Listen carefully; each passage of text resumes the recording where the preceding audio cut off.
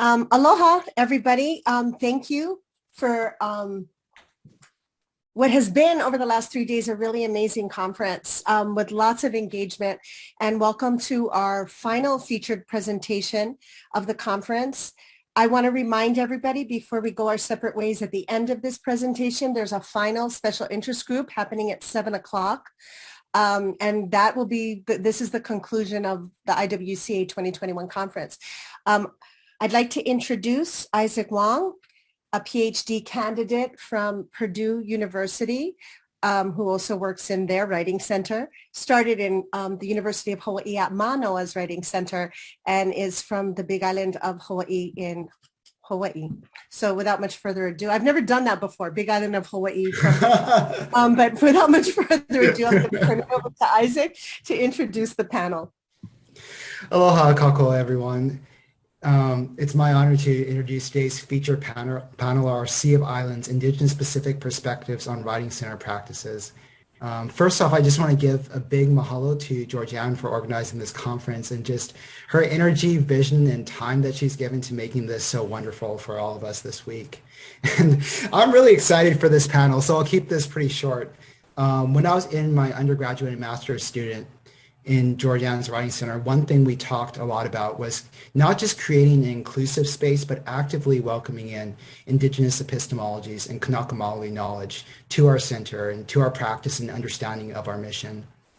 And over the last few years at various Writing Center conferences, one thing that I've heard a lot about is decolonization. And I'll just say this up front, like decolonization is not decolonization if it's not on the terms of Indigenous folks. And despite our field's moves towards equity and social justice, I think that the real needs of Native and Indigenous people often remains unaddressed in theory and practice. If what we call decolonization in our practices, training, or research is not really shaped by the voices of Indigenous Writing Center practitioners and writers, it's not decolonization. And our land acknowledgements aren't really that useful if Indigenous folks are not the primary voices determining what decolonization in our centers look like. And so with that, it's my great pleasure to introduce today's panel of 3 Indigenous Writing Center practitioners from the Pacific. And just a few notes, I'll do the introductions as each panelist speaks. So I'll just start off with Lauren. For questions, please just take notes and we'll do all the questions at the end. So raised in Kaneohe, Oahu, Lauren K.K. Nishimura is a PhD student at the University of Hawaii at Manoa. Her academic interests include Indigenous rhetorics, place-based / people-based composition pedagogy, and Kanaka Maoli, Native Hawaiian literature, particularly life writing text. So take it away, Lauren. Mahalo, Isaac, for that introduction, and aloha e nā hoa. Mahalo for joining us today. I'm going to hopefully swiftly screen share, and I hope that you'll be able to at least see a presentation as I work through my thoughts. So we're looking at a PDF, very low tech here. So what I wanted to talk about then is really processes towards indigenizing and decolonizing our writing centers, right? Indigenization is one way to achieve these goals. Decolonizing is always a process, right? So there's never, let's say, a fixed endpoint that we're getting to, and once we get there, we can all celebrate and say we did it. But it's an ongoing process. So maybe think about this presentation as a way to spark some thoughts about what we could do. And I wanted to first ground the conversation by sharing very briefly a story that kind of led my thoughts on this presentation. And it's about my first client that I ever had when I stepped into the Writing Center as a Writing Center consultant. And this was as an undergrad. I was a senior. I was taking the class that's paired with the work of becoming a writing consultant in the Writing Center. So we had weeks of, learning Writing Center theory, practices, what to expect. And I felt pretty prepped going in. And then my first client, whom I've named Hina for the purposes of this presentation, came in, and it was one of those quintessential, my professor told me to come to fix my writing. And I felt prepared. And she said that her professor wanted her to revise her writing to sound more academic. That was the description written on the paper. And then in reading through her paper, I started to understand generally what the professor was getting at, because Hina's writing was very colloquial. It was very much how she would speak, as if it were on the page. And particularly in Hawaii, we also have a language called Pidgin, which often carries this kind of social mark as being bad English or broken English, as seen as less than. And despite of all of these kinds of markings, right, the actual intellectual work that was being done in the paper was pretty good. She had some solid ideas, she had her sources, but it just wasn't academic. And so I sat with her. She came in pretty defeated, and it was very clear as we were talking through her paper and as I was trying to work through, what are some strategies or solutions, how can we adjust the writing, that it seemed as if she was marking herself as deficient, that because the words on the page were seen as less than, that her ideas and herself were less than. And what added another layer of complexity to this first engagement in Writing Center practice was that Hina was a Hawaiian student. We talked about this during our rapport building moments at the start of the session. I am a Hawaiian student as well.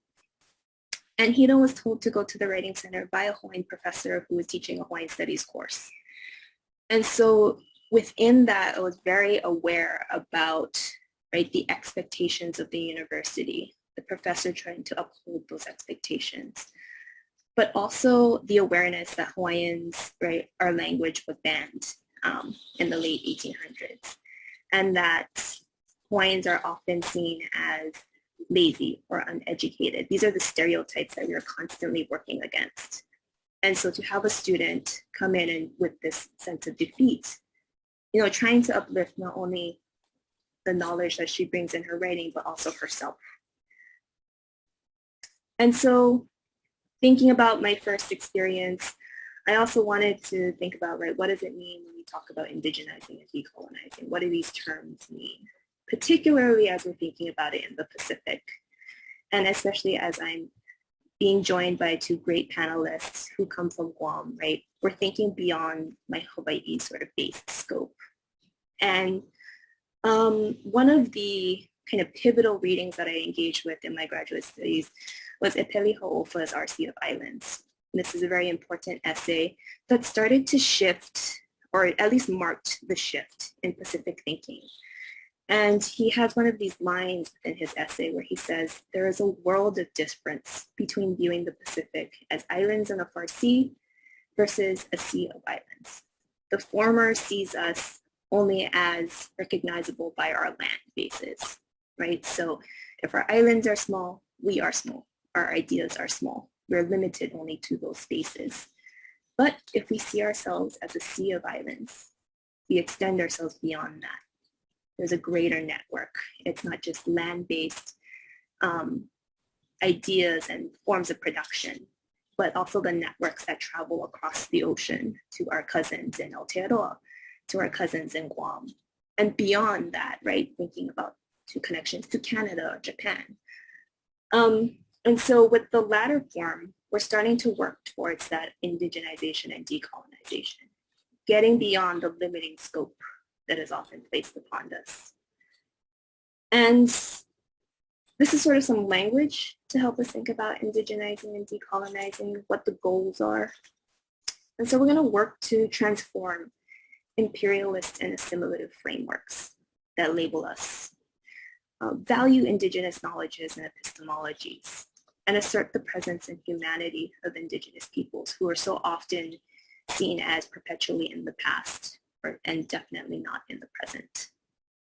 And so thinking about Hau'ofa's Our Sea of Islands, thinking about my first experience as a Writing Center consultant, these are just 4 kind of approaches to help us think about ways that we can work towards indigenizing our practices or working towards better decolonial futures. And so these are 4 items that we can take from Ha'ofus, our Sea Islands: building our relationships, honoring our responsibilities, caring for our resources, and working towards resurgence. And particularly because I'm bringing a Hawaii lens to this, I wanted to frame these kinds of orientations through one way that we build knowledge and within our Hawaiian communities. And so that's with Olelo no Eo. And Olelo no Eo translates very roughly to poetic sayings. And so each sort of concept I wanted to pair one with. So with building our relationships, the Olelo no Eo is Aohe po ka'ike ka halau ho'okahi, which again translates roughly to all knowledge is not housed in one school. So if we look to build our relationships beyond maybe just the consultant-client orientation, to build out that network. And one of the ways or processes that we might be able to do this, and I think was actually very beneficial as it occurred in the Writing Center at Manoa, was through story sharing, through talking story. In Writing Center scholarship, we often talk about rapport building as being critical to establishing a great foundation for our consulting work. But also thinking about how story sharing and talking story can extend beyond the session itself. The Writing Center at UH Manoa has the benefit of being a very big space. And so part of that space is allotted as a lounge in which students can walk in if they have an appointment or if they just so happen to be passing down the hall. It's also been a great space for a lot of students within the department to kind of find a temporary home when we're in between classes. And in this space, we're talking story. We're talking about our day. We're talking about our struggles. We're talking about things beyond, right, the academy. And this kind of work can foster different kinds of relationships. We start to learn more about the people that enter our doors. We start to learn more about the challenges that they face or the concerns that they have. And very subtly, we start to understand a wider view of the world. And maybe there's more investment with that to recognize another person's, human struggles. This could also be an alternative form of community building, right? One that extends beyond the client session. And one very material way that we can try to build new relationships is to support and hire Indigenous students within our writing centers, because their presence within these very spaces start to build different kinds of relationships. Okay, with honoring our responsibilities, I paired the Olelo no Eo, Ika Olelo no Keola, Ika Olelo no Kamake, which is a very famous one, where in the language is life and in the language is death. And we should think about this very literally, that to speak in certain ways can give life to a person, and to speak in certain ways can take away that life. And so this was one of the things that I was very, very cautious with and mindful of when I was speaking with Hina, that the words that I was saying had a way of reinforcing stereotypes that she was walking in with, that she was burdened with, and the way that I was trying to speak to uplift her, right? And so thinking about the way that we speak to one another can be a way of honoring our responsibilities. And also working to educate ourselves. If we don't know at a particular moment, right? Trying to find more, trying to seek out information to help us better our practices. In terms of caring for our resources, we have the Olelo no Eo, Ike Anu Nui Me Ke O Iki. So know the big currents and the little currents. And so this is about learning about the community needs and offering support. And so it might not just be what the immediate need is within the Writing Center, but maybe extending that further. So not only to different departments, maybe different support, student support groups, but even trying to extend our knowledge beyond the ivory tower, which is one thing that's amazing if we're trying to do decolonial work. And so thankfully, when I was in the Writing Center at I had the opportunity to take some of our tutors out, and we went and we offered writing support to Indigenous students who are in high school, who are applying to colleges. And so this was one of those ways to start to take our knowledge beyond the academy and hopefully to help Indigenous students in their journey towards education, to bettering their communities. And then working towards resurgence. So resurgence is a term that is relatively new or recent within Indigenous studies, and it's really looking to develop alternative pathways towards Indigenous sovereignty. And so with this, we think of the olelo no eo, I mai ka'i ke kalo I ka oha. So the goodness of the kalo is judged by the offspring it produces. So we must think about the future generations that we are nurturing. So mindfully getting involved in supporting Indigenous-led projects, right? As Isaac mentioned in the introduction, if we are to be working towards a decolonial future, we have to heed the voices of Indigenous students. And also encouraging and supporting student-led activities. At Manoa, there are some contentious, conversations around Indigenous sovereignty and land. And often students within the Writing Center wanted to stage a walkout or participate in a walkout that was being staged. These were supported decisions, right? And so it's subtle, but that kind of solidarity does important work. Okay, quickly revisiting what I learned from my first client.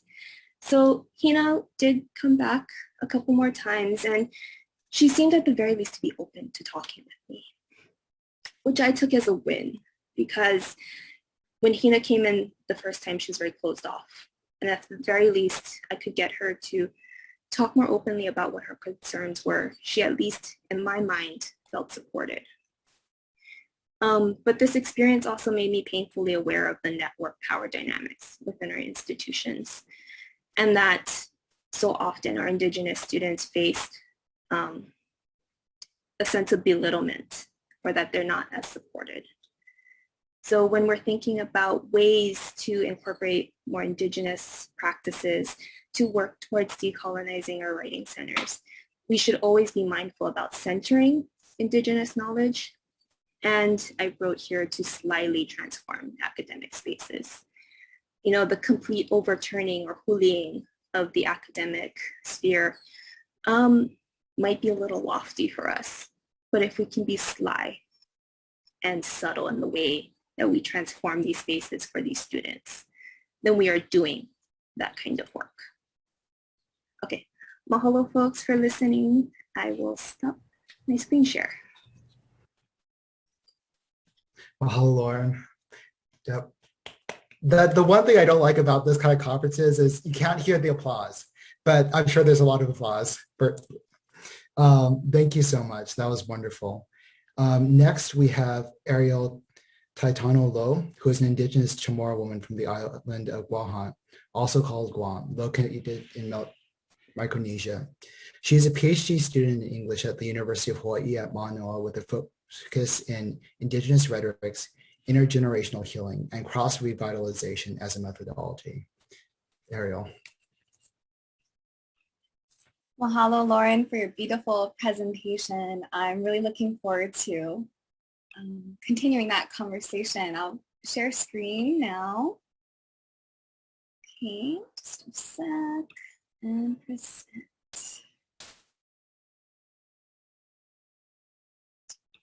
Okay, hafere and aloha everyone. My name is Arielle Lowe, and today I will be presenting a call for collaboration, voices from Micronesia in Writing Center spaces. And so, I am a Chamorro woman. I'm Indigenous to the islands of Guam, Laguas, Zangani, also known as Guam and the Northern Mariana Islands. Guam, where I was born and lived for 25 years, is the southernmost of the 15 islands in the archipelago. Taking a look at one of my favorite images of the Pacific Basin, you would find California on the right-hand side, Hawaii in the center, and Guam on the left in the Western Pacific. Specifically, Guam and the Northern Mariana Islands are located in the geographic and cultural region of Micronesia. I attended the University of Guam, or UOG, where I graduated with my bachelor's in Chamorro Studies and MA in English Literature. I worked at UOG Writing Center for 6 years, from 2014 until I left Guam in August of 2020 to begin my PhD program in English at UH Manoa. With curiosity, I looked into the UH Manoa Writing Center and was delighted to find both differences and stark similarities in our writing center practices. One immediate difference I noticed was an active research and publishing portfolio by the UH writing consultants. Another was the offering of a course in composition research methodologies, which I enrolled in with great enthusiasm with Georgianne, and which exposed me to empirical data analysis in writing center studies and to a community of Indigenous Pacific composition practitioners. Inspired, I returned to a project I facilitated at UOG, where my cohort of tutors at the time were interested in our identity as a writing center in the Micronesia area. I designed my own take on the project, which has taken on a life of its own, and I share the findings here. After spending several months coding qualitative data from the UOG Writing Center archive, I discovered several things and developed new curiosities about writing center practice, articulated in the following questions. 1, what does a nurturing and empowering writing center practice in the Indigenous Pacific look like? 2, how can we continue to create opportunities and offer support for tutors to document and explore these practices through empirical research? And 3, how might collaborative practices across Indigenous writing centers both corroborate and innovate best practices for our communities? And so the theoretical framework behind the methods and methodology that I chose for this research comes from a Kanaka Uivi concept, mo'oku auhau, consciousness, or mo'oku auhau as methodology. Kanaka scholars, including Noenoe Silva, describe mo'oku auhau consciousness as an ethic and orientation to the world. And so I apply this consciousness towards this ethic and orientation of my own writing center practice. In the past before us, mo'oku auhau is methodology. Marie Alohalani Brown writes that mo'oku auhau is most simply translated to genealogy in the biological sense, but that to really appreciate and take on Kanaka philosophy is to understand that they also think about genealogy in terms of intellectual genealogy, artistic, literary, any form of knowledge that is passed down and retained and innovated in the next generations is all part of genealogy. And so as a Chamorro woman, I'm also an Indigenous Islander, and we also understand the value of genealogy. And so I realized this methodology is really aligned with my values as a Chamorro woman. And so using this framework, I traced my genealogy of writing center pedagogies, including Director Jose Cruz. So Jose Cruz is the current director at the UOG Writing Center, and I was an embedded tutor in his class for almost 4 years. So I learned a lot from Jose. And not just from Jose, but other tuties and all the students I interacted with shared their knowledge with me as well. And so coming into the Writing Center, my very first year, I already had experience with helping others to write. I taught English at a local English cram school to Korean and Chinese students, which are closely geographically adjacent to Micronesia. As a fellow Islander and first generation student, I had a similar background to many of the tuties coming in at UOG, an open enrollment institution. So a lot of Chamorro and Filipino students coming from first generation homes, just like me. And so I brought these knowledges with me and began to add to these knowledges by listening to stories from both my teachers and mentors and from the students I encountered. Here is one of those stories. So today I will focus on the story and relationships I had with my mentors. Uncle Joe opens up his woven object bag, revealing several pugwa-shaped sling stones, wide, deep green pupulu leaves, and a small bottle of afluk with a woven object sleeve. He sits at the front of the classroom. Today's lesson of narrative paragraphs written on the whiteboard. One by one, he removes the maw mat from its kotut. He places the pugwa, pupulu, and afluk on the table in front of him. As a writing tutor, I sit alongside about 15 freshman composition students at several long tables, and we all observe with curiosity. Our bodies dot the inside of the brightly lit classroom, listening as Uncle Joe tells his stories. Do you know who chews betel nut in our region? Uncle Joe asks. Do you know the different islands in Micronesia? No? Oh my goodness, aren't most of us in here from Micronesia? Okay, let's draw it on the board. Uncle Joe dots the whiteboard, starting in the West Pacific Basin with the islands of Palau, dotting south and a bit east of the islands of Yap. Moves further east to dot wide stretches of the Caroline Islands, including Chuuk and its many atolls. He moves north, dotting the island chain of the Marianas. You see here, the Marianas? Here's where we are in Guam, the southernmost island. He moves south again, then east. He dots the main and outer islands of Pohnpei. He notes a single dot for Kusrai. He then finishes with the most eastern chains of the Marshall Islands and the Gilberts. Okay, now here's the map. Now where was I? Okay, so who chewed betel nut historically and who also chews today? I look across at other faces in the room, lit up with intrigue, gazing at each other with suppressed smiles. I think of my own grandma with her thick pugwa scissors and how she once let me try chewing pugwa, which left my tongue and mouth feeling very dry, like a sponge left in the sun for too long. Anyone? Uncle Joe asks. Okay, fine, I'll tell you. Yap, Palau, and the Marianas historically chewed betel nut in their cultures, and it's gained popularity, especially in Chuuk and Pohnpei recently. Most from Chuuk and Pohnpei enjoy chewing the young betel nut, though, while in Guam, it's more common for Chamorros to chew the mature, hard betel nut. For that one, you need scissors to cut it open. The young green one, you can chew it whole. You know where the best afluk or powdered limestone comes from? Uncle Joe asks. Palau, a student answers. Yes, how did you know? One time a student came in with a huge bag of lime from Palau. It can be expensive. Anyway, this is related to how you can write your essay. And so this story with Uncle Joe is just one example of what we can do in our Indigenous Pacific practice to nurture and empower our tutees and our students in the Writing Center. And so what I really value about this space and what I value in Lauren's presentation are these opportunities to sort of corroborate some of our practices. And so here, what I found in my work and what was also mirrored in Lauren's presentation is the importance of representation.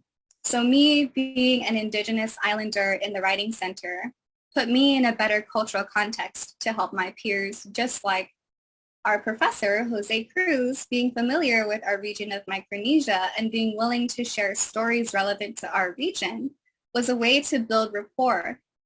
And so we do this constantly in Guam, and as tutors, we chat with the students, we ask them about their home. You see a student come in from an outer island, or even a local student from a big family and they have family obligations. And we talk a little bit about that before diving into the paper itself.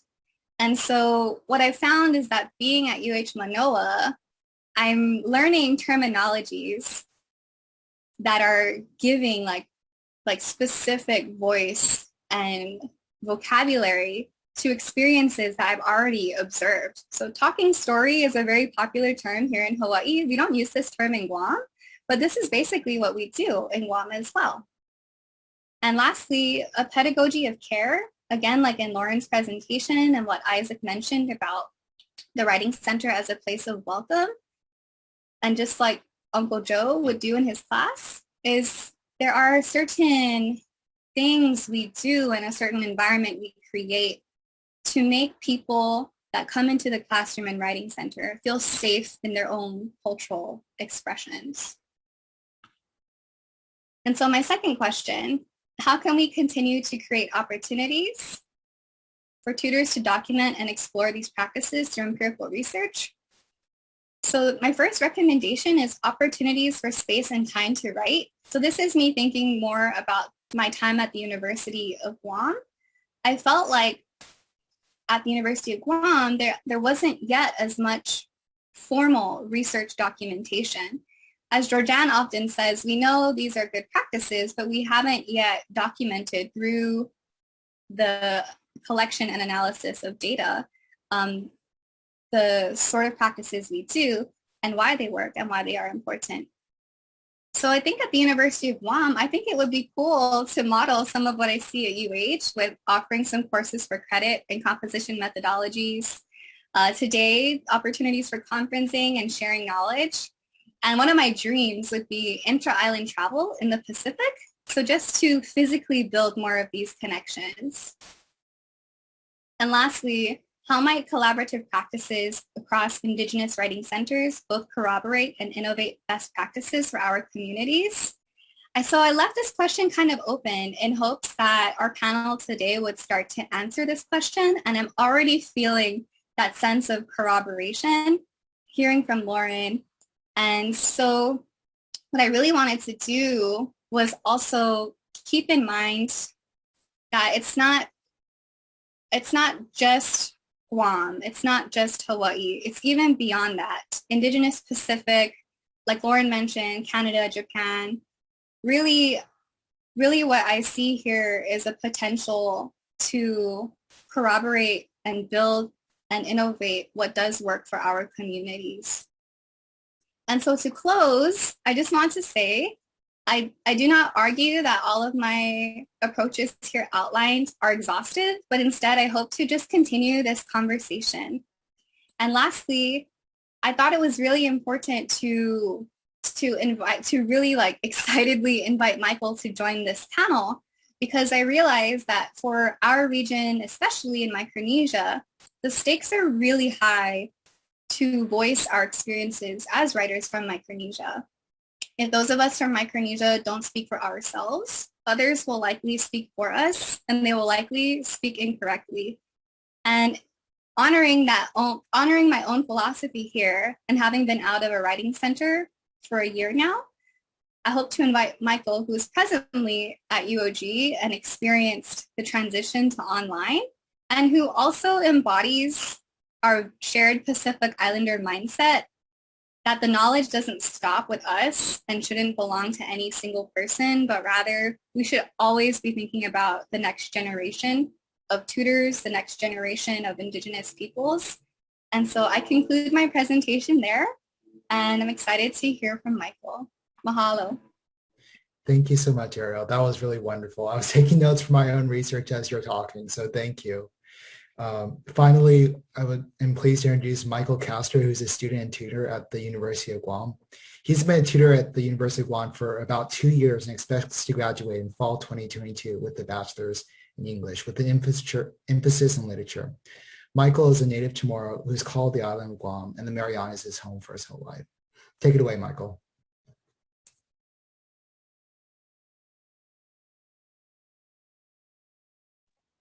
Sizusmasi, Isaac, buenas and hafa day, everyone. It's a pleasure to be here. This is my first ever webinar that I participated in, and it's kind of exciting to talk with so many people from so many places. I'd like to begin.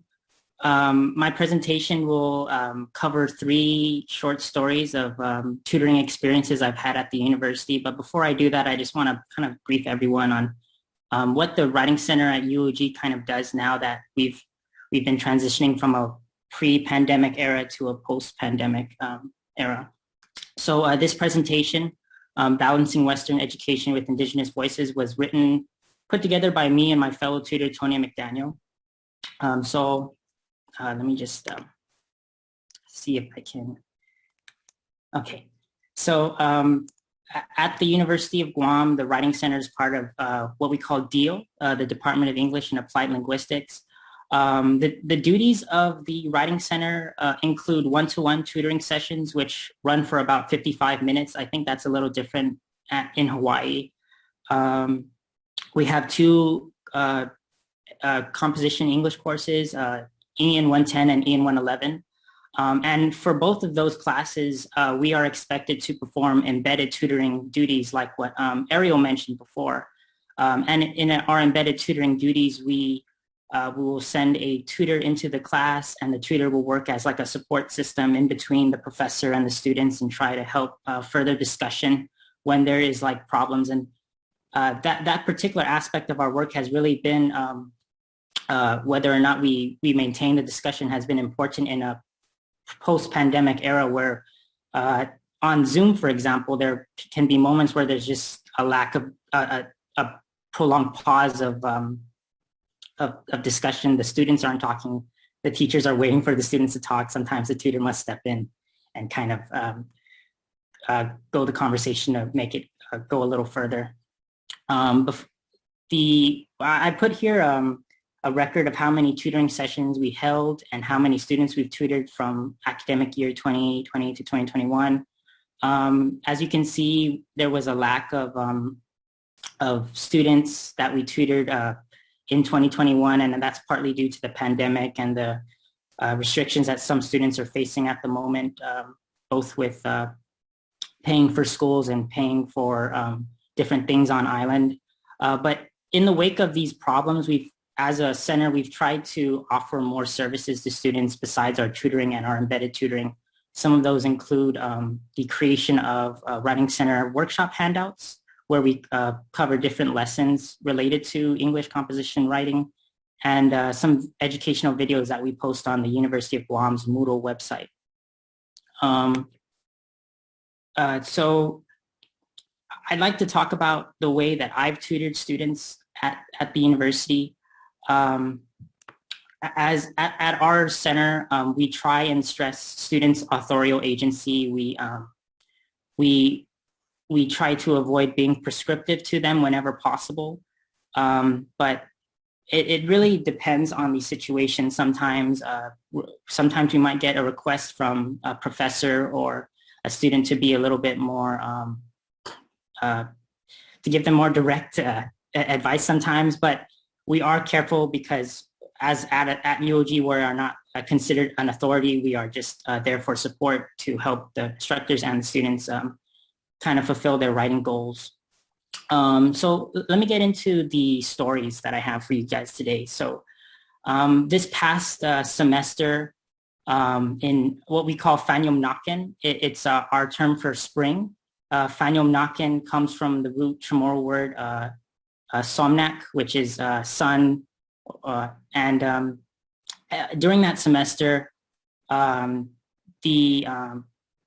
tutored a student named Gia, and Gia came to us with, she didn't have a paper. She came to me with 3 like kind of generic topic points she was interested in writing about. And while there, I had to look at how may I help her get along with her writing. And she asked me, are any of these good to write about? And I looked at them, and one of them, for example, was student debt, right? It's just student debt. And then another one was young mothers in college. And I looked at these topics that she was giving me, and I said, what are you envisioning when you think of college students? When you think of college debt, where are you thinking? Are you imagining a specific place? Are you talking about are you talking about a situation on Guam or a situation in the mainland U.S.? Through my guiding questions, I would ask her just to elaborate and unpack some of her ideas. And what she gave me was more of specific meaning. She said, oh, I'm actually thinking about young mothers on Guam. I'm thinking about student debt on Guam. And so eventually we reached a more focused topic, and then she was able to create like a thesis statement where she would then be able to elaborate further on. And her thesis statement was something along the lines of young mothers on Guam are deterred from attending college due to traditional Catholic values found in their families. And so she arrived at that more focused thesis statement due to my continuous guiding questions of her and asking her to be more specify her ideas further.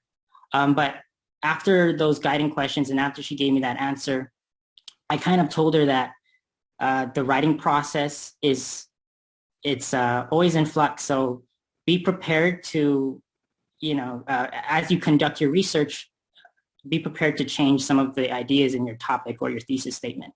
And that's something we also get a lot with students on Guam is sometimes they expect that that there's like a specific formula they have to follow. And then if they get the formula right the first time, they don't have to really do anything else. So we kind of stress like, oh no, writing isn't necessarily like math. You got to be prepared to continuously work on the product and make sure that it's kind of good to your liking. So that's a story of Gia. Kind of wanted to get into Liz. Liz is another student I tutored also in Fanium spring semester. Liz came in with kind of like a different problem. She had these prompts that her professor gave her, these articles that her professor gave her, and she told me, how do I apply these articles to my topic? I want to write about something on Guam, and these articles are from issues in the States. And I said, what are the articles about? And she said, the articles are on minority communities in Canada and the US mainland, and how those communities are trying to revitalize their culture, despite colonial pressures from the US government.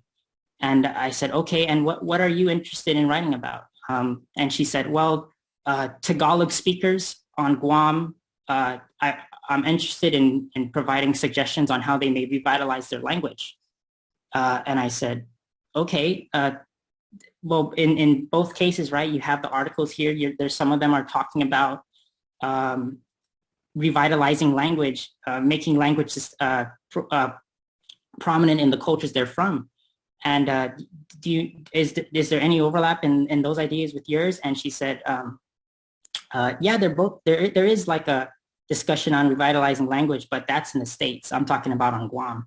And it was in that conversation that I noticed like she didn't really consider Guam as part of the US. And that was kind of interesting to me. But eventually we kind of arrived at a conclusion where if these articles are talking about how these cultures are revitalizing their language despite US pressures, maybe that can relate to how you're trying to establish a discussion on Tagalog speakers or Tagalog, Filipino Tagalog descendants trying to sustain and recuperate their language on Guam, which is a U.S. territory. And so that's a story of Liz. I also have a story about one more student. Her name's Tori. I tutored Tori this current semester, what we call Fanutsanen, or the season of rain. It's our term for fall. Tori came into the center with a creative piece. She was in a creative English class, creative writing class. And Tori, she came to me and she had these suggestions from her professor. Her professor said, elaborate more, provide more detail in your story. Don't be afraid to just write whatever. And Tori was very frustrated with some of her professor's advice. She came to me and she said, like, here's what I want to write about. And she described a modern Guam tale of a student, going through cancer treatment. But it was a Chamorro student in the story, but it was happening in modern times. And I said, what's wrong with telling a story like that? And she said, it's not really Chamorro, like people want to hear stories about ancient Chamorros back when we were fighting the Spaniards and so on. And I told her, like, who says that? Is your professor telling you that? And she said, no, it's just like, I know that's what people that's what people want. People don't want to hear about a modern Chamorro lady going through cancer treatment. And I told her, there's nothing wrong with providing a modern a perspective on the Chamorro people. Our timeline isn't frozen in 18 or 1670 when Magellan landed on our shores. We've continued on. There's more to our people than the wars that happened. We're still alive, right? So what's wrong with showing that tale? And I think my discussion kind of helped her out. The interesting thing about Tori was that she was a Manumco student. Manumco means elder. So she was she was around, and she was in her 50s or so. So sometimes when I'm in that position, when I'm tutoring a Manumco student, I'm faced with the dilemma of how do I refer to you? So I can't, it's at our center, we try to keep it up to the tutor's discretion, but I tend to always err on the side of buenas. So I always being respectful. So when I would see her, I'd be saying buenas, Miss Tori, it's a pleasure to have you here today. And she was always like, it's like, oh, you don't need to say that. And I'm like, no, it's okay. I'm kind of, it's part of who I am. I have to say it. So she was also kind of, after our sessions, we have like 55-minute sessions, and she'd still have some questions. And I thought those were, when we would end, I thought it would be a good opportunity to share her some of the supplemental material that we created during the pandemic, like our handouts and our videos. And so I would send her these things, and she was always taken aback by that. And she was like, I've never, you're the only area at UOG that's so like, so keen on giving support and stuff. And I'm like, yeah, it's just, we're not from this, we're not from outside of Guam. Our tutors are Chamorro, Filipino, we're kind of used to helping each other out and stuff. We're not too keen on just, okay, you're done, bye, good luck. We try and provide as much assistance as in reason and in reason. So in kind of conclusion, I think what's interesting about my experience at the Writing Center is that there's been more of a focus, I think, on uplifting the modern experience of Indigenous people on the island. I think that as tutors work in a space where they have to kind of balance the teachings that they're given by the university and then their cultural background, sometimes there's conflict there, but because our tutors are made aware of like what's expected of a student in terms of the hardcore curriculum that they need to finish, and then what we know as natives of Guam and the Marianas, we try and help students as best we can. I think that if there's factors that have been affecting our sessions in making our kind of job a little harder, it's the pandemic. We've had fewer and fewer students coming to us for help, and actually a lot of the Manumco students that we would get before that would kind of use us to get insight on the English program, they haven't been stopping by, and that's kind of because they've been deterred by online tutoring. And that's why this semester we've been trying to establish safe green zones where students can come in and participate in a face-to-face, one-to-one session without any of the drawbacks of online connectivity, Zoom issues, right? But I think overall, our center is Pacific focused. Before this talk, I had a discussion with one of my peers, and he was telling me, what can you really talk about? Most of what you guys do is taken from the mainland, the US. Is there really anything unique to what you guys are doing that's kind of Pacific based, Chamorro based? And I kind of responded to him like, oh, there are some things like we are given Western education and stuff, but we are practicing that reciprocity, the give and take, the helping your community, they help you. I think that is still an aspect of our culture that we are representing. And I am thankful to have been brought to this talk. It's a pleasure to be around so many PhDs as an undergraduate student. But yeah, thank you guys for having me. Jesus Masi.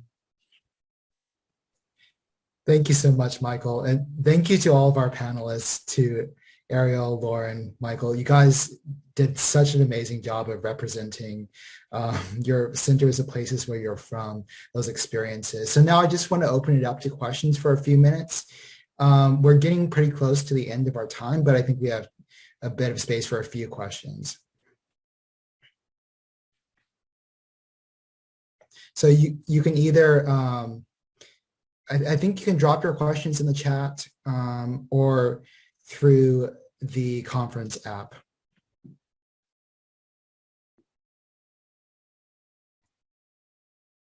Oh, Georgianne says the chat. Thank you, Georgianne.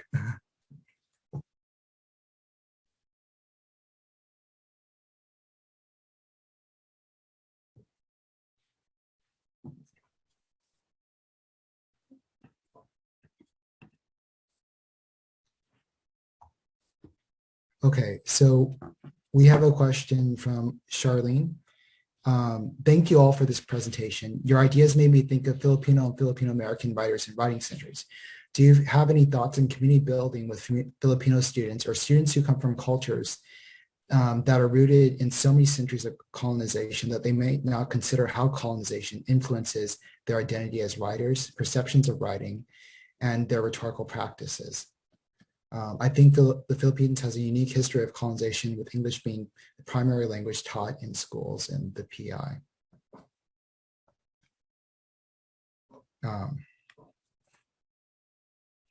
I can take this question. Sure. Can start us off. So thank you, Charlene, for your question. I think there are a couple of layers to it, right? So one layer to this question is thoughts on building community with Filipino students, coming from this shared history of colonization. But I like that you point out here, but what about those in our community, right, who share identities with us? What if they don't consider colonial influences in their writing and rhetorical practice?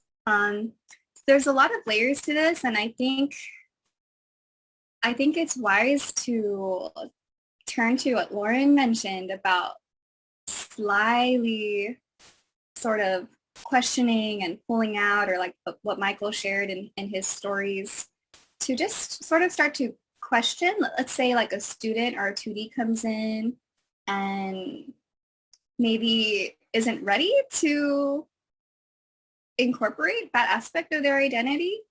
I think it's okay as a teacher or a tutor to try to coax some like inquiry about that, just like how Michael would ask, oh, do you want to talk about student debt broadly, or do you want to talk about it here in Guam? And same with a Filipino writer or Filipino student who comes in, if this writer had to talk about Guam colonialism, maybe that sort of like mediation role that a lot of tutors take on would be to ask in the talk story session, like, oh, does this make you think of anything as far as like your Filipino American identity? And I sort of like start there, and to keep the agency with them. Like if they want to talk about their history and colonialism and they're ready for that, then I would say, power to that situation. But if they're not ready, if they're not ready to unpack colonization and they're choosing, like to write with the tools they have, then I personally, I wouldn't push it further to where I'm telling them like you have to write about your Filipino history and identity. But I do think that it would be really enriching to have more Filipino representation in these conversations as well. I feel that my colleagues who identify as Filipino, they also struggle, they have their own unique identity struggle, right? It's like, are we Pacific Islanders? Are we considered part of Asia? I've hosted like a Pacific Islander workshop and had a Filipino student ask me, do I count as a Pacific Islander? And so I think that is a whole wonderful and beautiful conversation to have. And perhaps more conversations like this is also a way to bring those rhetorical practices to light. Thank you, Arielle. I also just wanted to kind of pop in here to build off of what Arielle was saying. Something too, I think that comes to mind for me is our questions of consent, which is something when we're talking about indigenizing or decolonizing, right? A lot of times our histories with colonization or imperialism are ones that are not based in consent, that things are done to other people, or at the very least, or it's a twisted notion of what consent is, that if we give it at one moment, that persists across all contexts, right? Consent, like writing, and decolonization is a process. And so maybe, as Arielle was pointing out, some of our clients are not willing to go there with us at that particular moment. And we should respect, right, that level of comfort that the student is or is not willing to go with us. But to also think about talk story, the power of that, right? I, as someone who's not Filipino, right, I know of these kinds of histories and maybe traumas or ways of knowing from my peers, and perhaps being mindful of my words and the stories I share. I can share some of these if it feels right with this client.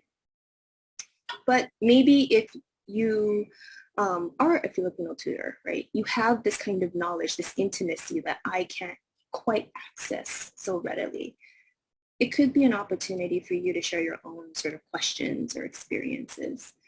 I, as someone who is not so intimately wedded or knowledgeable about this particular kind of culture, can kind of talk about it maybe through similar contexts or experiences, right? And maybe in talking about my experiences, my thoughts on it, that can kind of plant the seed to, again, think about slyly pushing, but not so much that we are imposing our thoughts upon a student, because then we run into issues of consent.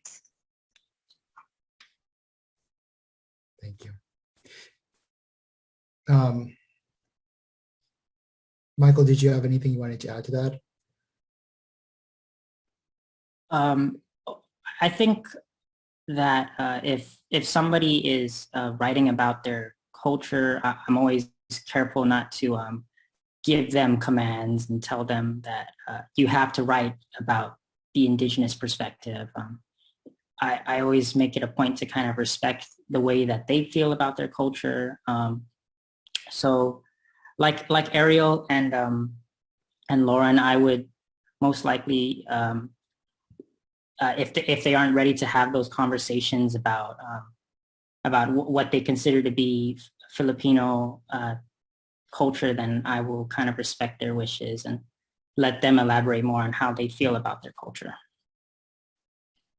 Thank you.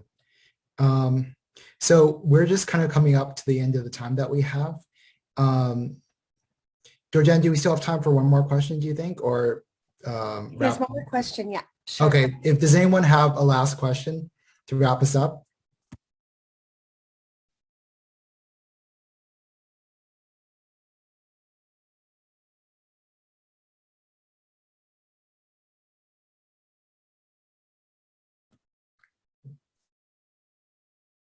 I'm counting down in my head.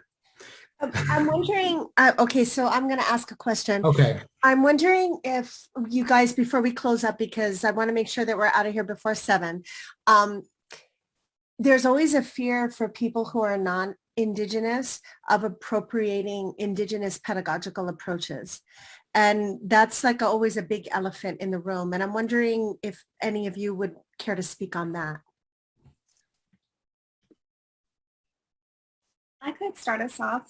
as well here. So I didn't get to talk about another mentor of mine, Professor Carol Simpson Warner. She's played a huge role in me developing my pedagogy. And so Professor Carol Simpson Warner, she's the acting director for the comp program at UOG. And I was also her embedded tutor for many years. Wasn't enough space to talk about her in my presentation, so I'm glad she's being invoked here. And so Professor Simpson Warner, she's not Chamorro. She's not an Indigenous practitioner to the Pacific, but I have always felt empowered by her. And I think that comes from, again, this pedagogy of care. I really firmly believe that there are, we also need non-Indigenous folks to empower our Indigenous students and our Indigenous tutors. And I always felt through years and years of sitting in her courses, one of the ways she started, because I've seen that transition of her teaching like strictly what was given in the department and to gradually add on readings, additional readings. And I got to see her begin to add, so like alongside a text from like the one that Michael mentioned, I believe it's Cheryl and Cheryl writing your way through college. And she would add on like a poem, like one written by Emerson Odongo, who is a poet indigenous to Micronesia. And she would facilitate a discussion in the class, which again didn't push people to talk about identity, but was a sly way to introduce and like welcome their culture into that academic space. So I think that strategy is really good to consider. So as a non-Indigenous teacher, to start incorporating and slyly pairing Indigenous texts with the assigned one if the assigned one is not Indigenous focused. And another thing she always did that made me feel empowered was she always she would always check in with me, or like she made me feel like my opinion was valued. I feel like many Indigenous peoples, we come from a culture of humility and not wanting to make a big deal of ourselves, which is really different from American individualism. And so she would always ask me in class, Arielle, what do you think about this? Or Arielle, do you have any recommendations for other writers that we, including herself, that we could read that might be helpful in comparison with this? And so maybe looking for opportunities to have Indigenous tutors and consultants in your spaces. And I feel like that's a practice that, because every identity is different. So even my positionality as a Chamorro woman, like if I ended up teaching in a community that had, Indigenous folks from a different identity and experience from my own, that would probably be the angle I would take. Like, I recognize I'm not Indigenous to this land. But I would love to incorporate some Indigenous voices into our classroom. And if anyone would like to build or share on this or speak toward this, especially that you have more experience and intimacy with this identity, please feel welcome to do so. And I think those approaches are some concrete ways.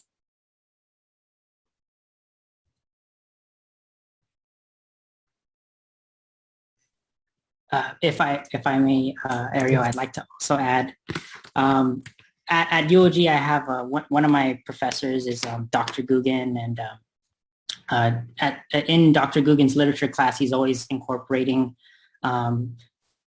very traditional American or European stories, and also he's been recently incorporating into his lesson plan some Pacific-based literature. As an example, he pulled a poem book written by Kathy Jetno Kitchener, which was her poem book based on her Marshallese experience. And in the inclusion of that text in our class, he was never he never acted as an authority like over her words. He would always try to refer to things that she said prior regarding her work. Whenever he would bring in a Western source, a Western story, he would kind of look to compare some of the Pacific literature that we went over and some of the Western literature that we also discussed. And I think that in terms of making sure that people don't co-opt Indigenous ways of teaching, I think it's that gradual kind of side-by-side implementation of Pacific stories and Western stories. Thank you, Michael. We have to wrap up now because we're just right up at time, but thank you again so much to the panelists for giving us your perspectives and voices to the conversation on writing centers. You have a really valuable perspective that we need to listen to. So again, thank you so much. A round of applause for you guys. And thank you all for being here. Hopefully see some of you at the SIG in a couple of minutes. Thank you, everyone. Mahalo nui loa.